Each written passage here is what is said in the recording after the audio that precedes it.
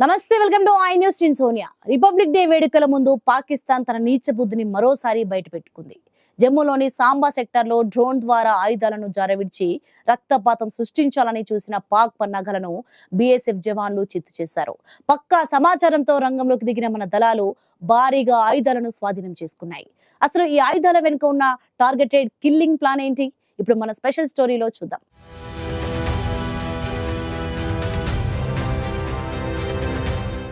భారత సరిహద్దుల్లో Pakistan drone war ముదిరిపోతుంది. రిపబ్లిక్ డే వేడుకలకు మరికొద్ది రోజులే సమయం ఉన్న తరుణంలో జమ్మూ కాశ్మీర్ ను రక్తసిక్తం చేసేందుకు సరిహద్దు అవతలి నుంచి ఉగ్ర మూకలు స్కెచ్ వేశాయి. సాంబా జిల్లాలోని అంతర్జాతీయ సరిహద్దు వద్ద నిన్న అర్ధరాత్రి 11 గంటల సమయంలో ఒక అనుమానాస్పద డ్రోన్ శబ్దాన్ని బీఎస్ఎఫ్ జవాన్లు గుర్తించారు. హ్యూమన్ ఇంటెలిజెన్స్ జవాన్ల అప్రమత్తతో ఆ డ్రోన్ ఎక్కడ ఆయుధాలను జారవిడ్చిందో సరిగ్గా కనిపెట్టారు. దట్టమైన పొదలు, అడవులతో నిండిన ఆ ప్రాంతంలో బీఎస్ఎఫ్ కమాండర్ నేతృత్వంలో దళాలు మెరుపు వేగంతో సర్చ్ ఆపరేషన్ ప్రారంభించాయి. ఈ గాలింపు చర్యల్లో 2 అధునాతన పిస్టల్స్, 3 మ్యాగజైన్లు, 16 రౌండ్ల లైవ్ అమ్యూనిషన్, ఒక అత్యంత శక్తివంతమైన హ్యాండ్ గ్రెనేడ్ లభ్యమయ్యాయి. రోడ్డుకు కేవలం 300 నుండి 400 మీటర్ల దూరంలో ఉన్న పొలాల్లో ఈ ఆయుధాలను పాక్ స్మగ్లర్లు జారవిచ్చారు. తద్వారా స్థానిక ఉగ్రవాదులు వాటిని సులభంగా తీసుకుని జమ్మూలో కీలక వ్యక్తులపై టార్గెటెడ్ కిల్లింగ్స్ కు పాల్పడతారని పాక్ ప్లాన్ చేసింది. ఒకవేళ ఈ ఆయుధాలు ఉగ్రవాదుల చేతికి చిక్కుంటే రిపబ్లిక్ డే ముందు పెను ప్రమాదం